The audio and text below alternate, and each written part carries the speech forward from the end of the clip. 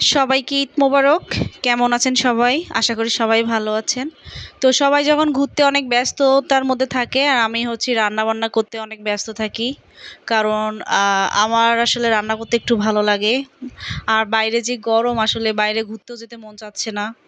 তো বাসায় আর কি করব, বাসায় শুধু রান্নাবান্না করতেছি আর খাচ্ছি। তো যাই হোক, বাসায় গেস্ট আসছে, তো তাদের জন্য আমি রোস্ট বানাচ্ছি। এটা হচ্ছে চিকেন রোস্ট। আসলে রোস্টটা দেখতে অনেকটা লোভনীয় আর অনেক মজা হয়েছিল। আমি চিকেন রোস্টটা এভাবেই রান্না করে থাকি। আর শুরু থেকে হয়তো দেখাইতে পারি নাই, পরবর্তী ভিডিওতে আমি সবগুলো দেখাই দিব। চিকেন রোস্টটা আসলে অনেকে অনেকভাবে রান্না করে থাকে, আমি হচ্ছে এভাবেই রান্না করি।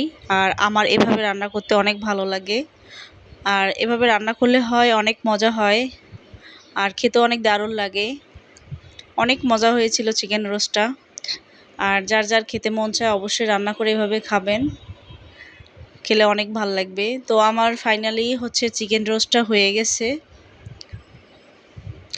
তো শেষে একটু বেরেস্তা দিয়ে দিব, পেঁয়াজের এটা বেরেস্তা করে রেখেছিলাম, দিয়ে তার ফাইনালি আমার চিকেন রোস্টটা ডান। তো যার যার ভালো লাগছে অবশ্যই কমেন্ট করে জানাবেন। আর এটা হচ্ছে সর্বশেষ লুক, দেখেন কতটা মজা হয়েছে। আর খেতেও কিন্তু অনেক দারুণ হয়েছে। অবশ্যই সবাই বাসায় ট্রাই করবেন। তো সবাই ভালো থাকবেন, সুস্থ থাকবেন। সবাইকে ঈদ মোবারক। আল্লাহ হাফেজ।